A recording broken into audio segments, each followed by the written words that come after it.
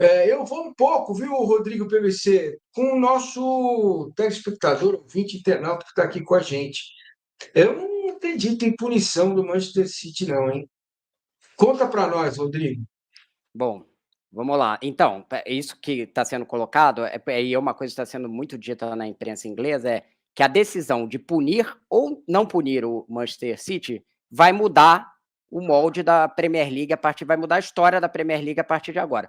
Porque se punir, você vai criar uma lógica que você puniu o recente campeão e, tipo, ó, a partir de agora vale a regra mesmo, ou vai virar, como diria o outro, o bunda lelê, né? Porque todo mundo vai poder fazer o que quiser. Afinal, se o clube não foi punido depois de tantas acusações, como é que você vai impor a regra posteriormente? Mas vamos aqui explicar. A acusação, o julgamento começou essa semana, o julgamento do Manchester City. São 115 acusações de desrespeito às regras de fair play da Premier League. E a previsão é que dure 2 meses e meio o julgamento, e que você depois ainda tem um período para publicação, e depois ainda vai ter recurso, então a novela vai durar um tempo. Mas o que é importante a gente entender aqui é entender que tipo de acusação é essa, para a gente entender que lógica teria, por exemplo, no Brasil, esse tipo de funcionamento. E isso eu já vou aqui voltar. O César Grafietti, quando fez o modelo para a CBF de fair play financeiro, ele incluía um mecanismo, e eu fiz essa matéria lá atrás, um mecanismo similar de controle ao que esse que a Premier League está usando contra o Manchester City. O que é aí? Olha, são 115 acusações. Essas falhas em informações sobre receita e falha em informações sobre salários são... Ele colocava a informação financeira dele, levava para a Premier League para ela ver se estava dentro da regra. E o que é estar dentro da regra? É você gastar dentro da sua receita. Você ganha 100, você pode gastar 70, digamos que seja essa a regra. É o que vale, aliás, hoje na UEFA. E você dá um jeito de, ou você gasta mais, ou você dá um jeito de burlar ali e gastar mais sem que se veja dentro das suas contas. Então, é isso que eles não colocavam exatamente o que foi gasto, ou exatamente a receita. E por que é burlar as regras financeiras da Premier League e da UEFA? São 2 aspectos ali. De um lado, é receitas, que os contratos de receita eram maquiados, os contratos de patrocínio. O contrato de patrocínio, ele dizia que tinha um contrato com a Etihad, por exemplo, de 10 milhões de dólares. Mas, na verdade, desses 10 milhões de dólares, você tinha 50 milhões de dólares extras pagos por um grupo, Abu Dhabi Grupo, que era dono também do City. Então, na verdade, você não estava pagando por aquele patrocínio, era um dinheiro do dono entrando de forma artificial para parecer que era patrocínio. Essa é a acusação no caso das receitas principal. Tem várias complexidades, mas traduzindo é isso. E no outro caso, dos salários, é que salários de alguns jogadores e do técnico, no caso são 2, é o Yaya Touré, o zagueiro, e o Roberto Mancini, que foi o técnico campeão pelo City, eles tinham contratos de patrocínio com grupos de Abu Dhabi. Então, o cara ganhava 1 milhão de libras, digamos assim, do City, só que ele tinha um contrato com um grupo de Abu Dhabi que ele ganhava mais 1 milhão de libras.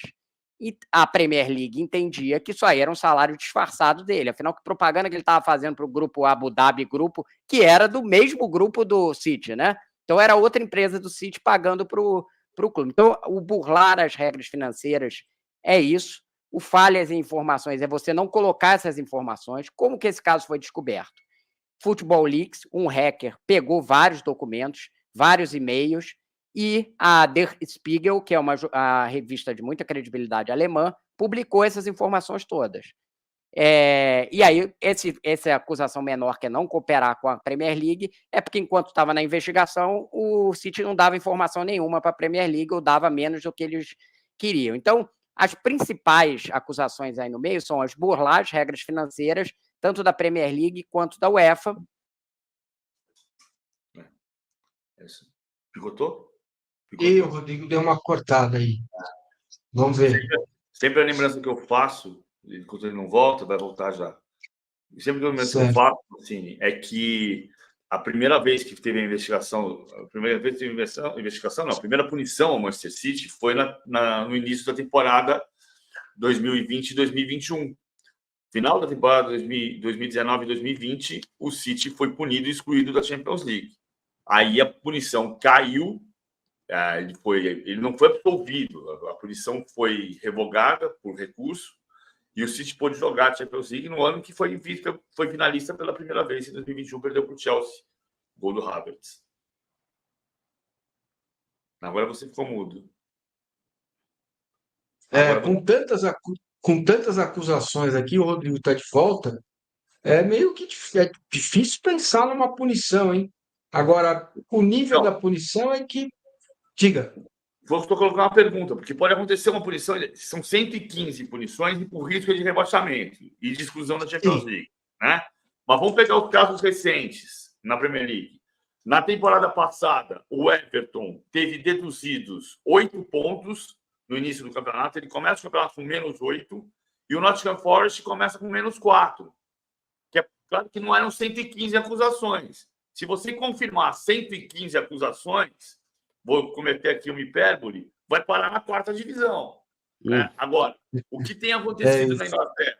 Né? O que tem acontecido na Inglaterra com mais frequência, são casos recentes, são deduções de pontos, perdas de pontos no início do campeonato.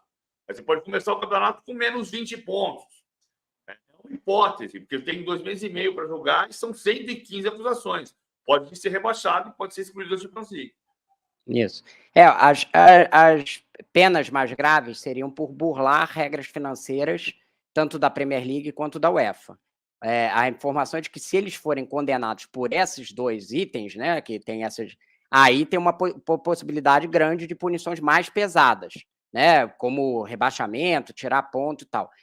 Se eles forem condenados pelas outras, que é falhar em dar informação, em cooperar e tal, aí tende a ter punição mais leve, ou seja, multa, advertência.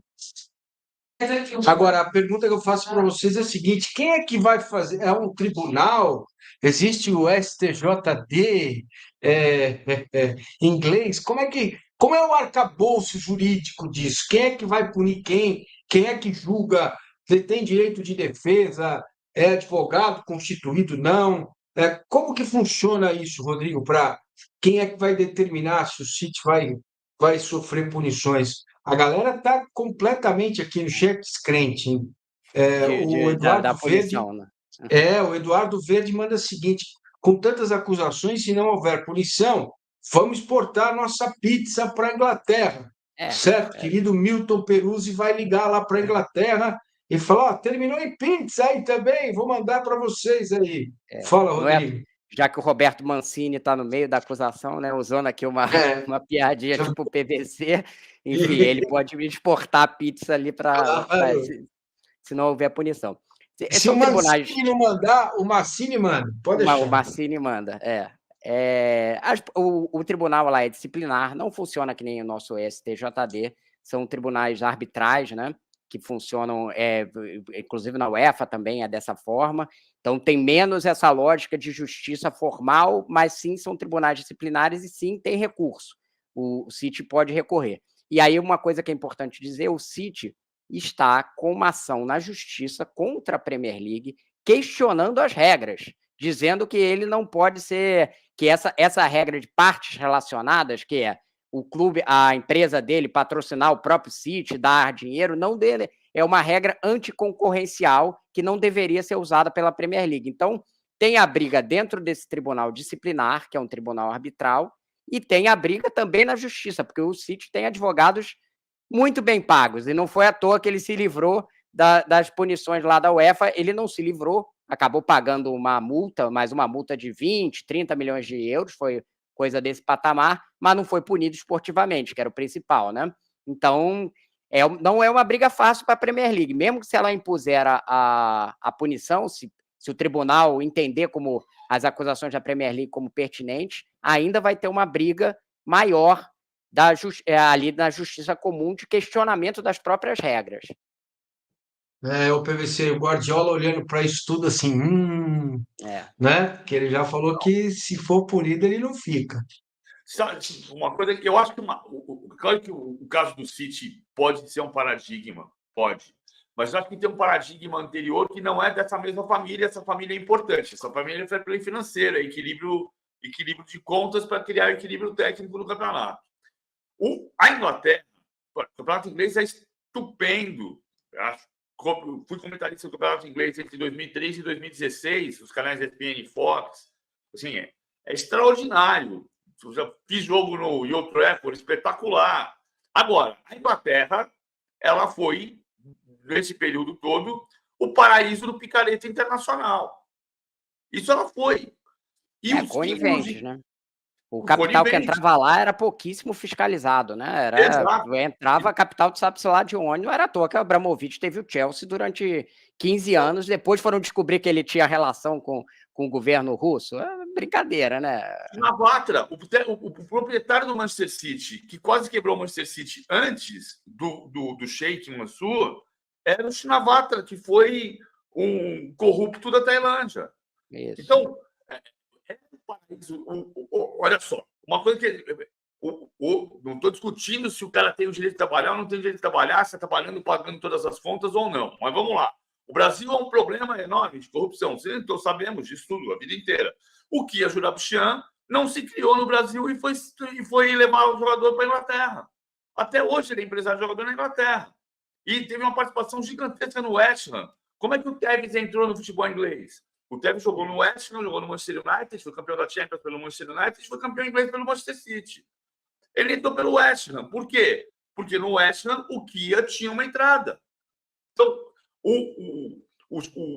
um paradigma anterior à possível punição no Manchester City é a saída do Abramovich, que é por causa da guerra da Ucrânia, Rússia e Ucrânia, mas que criou um constrangimento para o Abramovich, que por razões fiscais já estava morando na Suíça. E ele tem nacionalidade israelense. Então, assim, chegou um momento em que alguns dos, entre aspas, grandes picaretas internacionais pararam de ter tanta liberdade na Inglaterra. E a saída do Abramovich é paradigma nesse sentido. Não significa que o Manchester City vai ser punido. Isso é uma outra coisa. Até porque ele vai ser investigado. Vamos dizer que você pega 115... Não estou dizendo que eu sou inocente e ingênuo, mas você vai pegar 115 acusações e vai ticar. Não foi crime, não foi erro, não foi nada, absolvido. Pode ser. Investigado ele já foi, né, PVC? Agora ele está na fase de julgamento de fato, né? Que a gente já teve o...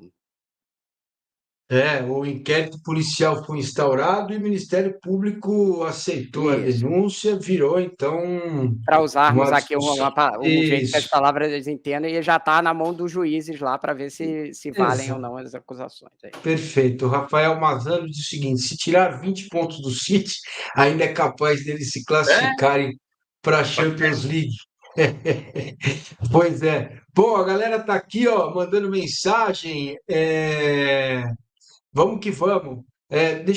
Vamos colocar o nosso próximo tema aqui. Eu quero agradecer muito ao nosso internauta que participou na semana passada e que sugeriu o tema.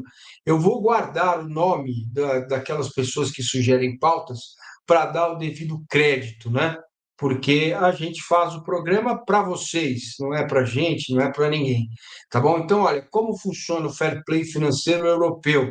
A tradução literal é jogo limpo, né, para fair play, e a gente vai tratar desse tema aqui. Não sei se vai dar tempo de tratar com profundidade. Se for o caso, a gente guarda o tema. Semana que vem a gente fala dele mais uma vez, né? Como funciona o fair play financeiro na Europa? Limite de gastos de acordo com a receita. Você tem um limite, inclui todos os gastos de contratações de salários. Os times devedores são punidos.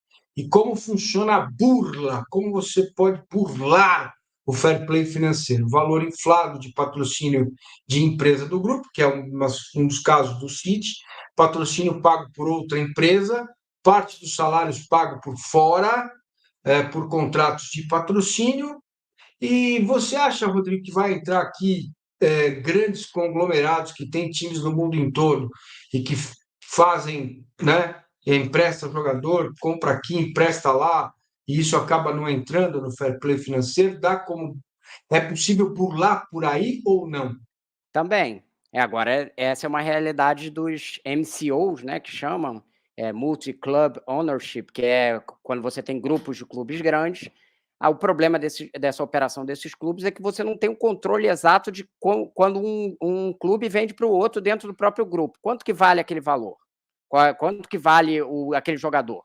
Aí o clube pode ficar jogando assim, eu estou com um problema financeiro aqui com esse clube, eu vendo um valor a mais. Foi o que tentou, por exemplo, o Chelsea, quando agora, recentemente, ele estava com problema para fechar as contas, tentou vender o David Washington, que é aquele jogador que saiu do Santos, para o Estrasburgo, que é um clube do grupo, por 20 milhões de euros, mais do que o David Washington foi comprado do Santos, sendo que o David Washington jogou meia hora na temporada. Aí começou uma grande desconfiança sobre a operação, o Chelsea desistiu. Então, você pode usar, tem vários mecanismos, porque o que é no fim da linha que você tem o objetivo dessa regra, que é o que a gente vai discutir se vai ter esse tipo de regra no Brasil ou não. Você gastar o dinheiro dentro do que você ganha, e não você ter um dinheiro externo, que seja de investidor, seja de dinheiro, patrocínio, que ninguém sabe de onde vem, enfim, um dinheiro que não seja oriundo do futebol, do que aquele clube de fato conseguiu, vendendo jogador, com a sua torcida tendo ingresso, patrocínio da camisa mais legítimos.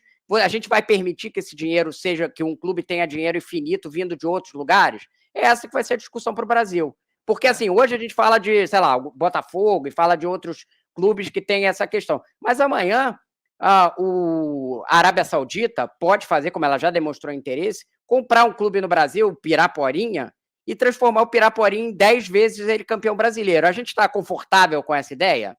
E mais do que isso, olha só, uma questão dos debates da Prefeitura de São Paulo, que é a discussão do PCC o tempo inteiro. É engraçado que o PCC parece que tem CNPJ, né?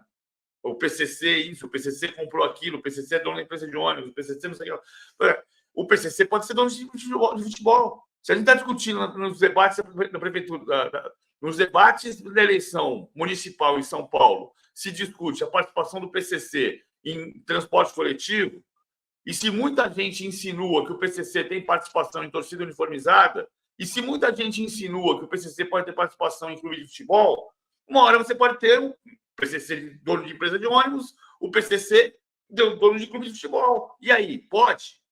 O que já aconteceu na Itália? Quando é que começou a decadência do futebol italiano?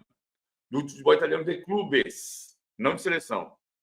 Começou com a Operação Mãos Limpas.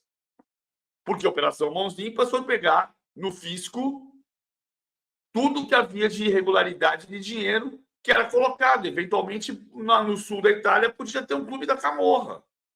Que a Camorra também não tem CNPJ, né? Mas isso não excluía que alguém tivesse... Eu falo o tempo inteiro do Berlusconi, que é de outra família. Então, saímos da questão criminal, do crime organizado, e chegamos à questão de quem foi primeiro-ministro da Itália. O Silvio Berlusconi inflou as contas do Milan desde o princípio, como de uma forma mais torpe um pouco. Qual era o patrocínio da camisa do Milan quando foi campeão da Europa em 89 e 90? Era Mediolanum. Mediolanum era seguradora do Silvio Berlusconi, do fundo do Grupo Fininvest. Uma das empresas do Grupo Fininvest era o Milan Associazione Calcio. Então, de uma maneira muito mais tímida, o Berlusconi fez nos anos 80 o que a Etihad está fazendo com o que o fundo árabe está fazendo com o Manchester City. Pode. Quando sair... Teve casos no Brasil também, né, PVC? Se a gente pegar aqui, Flamengo, ISL, Grêmio, Corinthians, Riquelme Music, Corinthians, MSI, Palmeiras, Parmalat, todos esses eram dinheiro que você olhava e falava assim, tem lógica a ISL, ela botou 150 milhões no Flamengo na época, né? Tem lógica ela botar 150 milhões para contratar aquele time que acabou só ganhando Carioca e tal, enfim, mas enfim, tem lógica financeira? Ela recebeu de volta isso? Não recebeu. Assim como em todos esses outros casos, as empresas não tiveram um retorno financeiro, mas era um dinheiro de fora do futebol, né? E foi uma contradição. Bangu Castor de Andrade, Botafogo Emil Pinheiro, que era contradição, era jogo dele. Tem um dinheiro que é legal, a gente também tem que dividir as duas coisas, né? Tem um dinheiro que é legal, mas que aí a gente tem que discutir, a gente quer um dinheiro que é inflado, artificial, e tem um dinheiro que você tem que ter uma fiscalização ali sobre se tem uma questão de lavagem de dinheiro ou não. Mas o Brasil precisa decidir se ele quer uma regra para isso ou se vai virar o mundo livre. E a questão do City, que a gente voltando aqui, é porque se não tiver punição, vai virar uma questão de falar assim, então a regra não vale para os poderosos, né? Então, e vai acabar sendo um paradigma para o mundo todo, porque a Premier League hoje é a elite do futebol mundial, né? Feito, meus amigos. Bom, são 10 horas e 58 minutos. A gente falou sobre esses 3 temas para vocês, como funciona o fair play financeiro europeu, fair play financeiro pode punir o Manchester City e quais as camisas mais valiosas do futebol mundial. Falamos de seleção, falamos dos clubes sul-americanos, dos brasileiros também. Enfim, entregamos o que prometemos a vocês no início do nosso programa. Bom, hoje é sexta-feira, né? Me cabe sempre fazer aquela pergunta. Eu vou instituir nesse programa, sem a nuance dos dois, eu vou ser indisciplinado agora, ao momento cultural. É a primeira vez que vejo o Rodrigo falar uma gíria. Ele mandou um bunda lelê no programa que eu achei maravilhoso. E eu fui buscar de onde veio a expressão. E aí tem uma explicação que é feita pelo latino cantor. Não rolou bunda lelê. Acho que vocês já entenderam, né? Então, para a gente. Mas a expressão é anterior ao latino, ela já existia anteriormente, né? Exatamente. Eu não posso. A explicação aqui do latino, a gente usou com a expressão de tipo, é porque vai virar zona. É nesse sentido. Espero que ninguém tenha se sentido ofendido, enfim. Não, claro que não, gente, pelo amor de Deus. É um momento cultural. A primeira vez que eu ouço o Rodrigo na vida falar uma gíria, achei legal. PVC, o que rola hoje, então, sexta-feira? Vai, conta para nós. Hoje eu tenho um compromisso na Rede Bandeirantes de televisão, vou ser convidado do programa O Melhor da Noite. Então, minha noite está comprometida. Muito legal. E você, Rodrigo Matos? Sexta a gente vai aqui, que o meu filho vai na praia e tal, e para fazer o funcional, ele faz exercício com meu filho de 5 anos, e a gente costuma sentar ali com os outros pais, tomar um vinho, tomar uma cerveja, no ar livre, lá na Praia da Urca, que é aqui perto. Muito bem. Eu fiz o macarrão, comecei ontem, está pendurado no varal aqui, com uma lona embaixo. Depois você ensina a receita, hein, Massini? Eu tenho inveja de macarrão feito desse jeito aí, hein? Porra, garoto, deixa comigo. Minha avó, Vila Madalena, não sei se você conheceu, que chamava Materello. Você lembra dele? Não lembro, cara. Materello é em italiano pau de macarrão. É isso. E aí você faz a massa, você vai comer, que nem no meu caso, a gente vai comer amanhã. Então você faz a massa na quinta e tem que deixá-la secar. E ela pinga um pouquinho, né? Então a área de serviço aqui está toda coberta com lona, parece que estão pintando apartamento. Minha mulher, a Renata, já está de bico desde terça-feira, porque eu falei que ia fazer um macarrão, que fica aqui a área meio que interditada. Mas é assim que eu aprendi com a minha avó Elvira, com a minha tia Wanda, que cozinham muito bem. Obrigado, gente. Um grande abraço a vocês. Finanças do Esporte volta na próxima sexta-feira. Fiquem bem, aproveitem o fim de semana. E semana que vem, depois da quinta-feira, tem sexta-feira e tem Finanças do Esporte. Tamo junto, valeu. Obrigado, Rodrigo. Obrigado, PVC. Obrigado a todos no chat. Tá muito legal o chat hoje, inteligente, com propositivas, boas propostas e temas que a gente vai seguir dando andamento aqui para vocês. Um abraço, até mais.